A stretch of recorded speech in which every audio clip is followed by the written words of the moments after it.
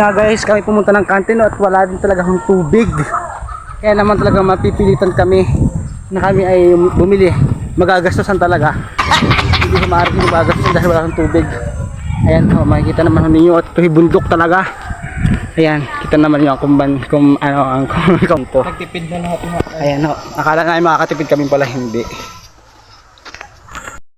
Nga guys, wala akong tubig dito.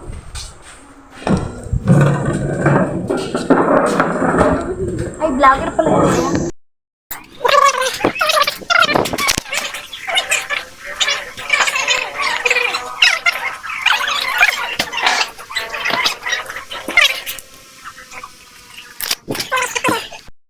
So yun nga guys, matapos natin uminom, aakit tayo sa taas dahil may exam na naman.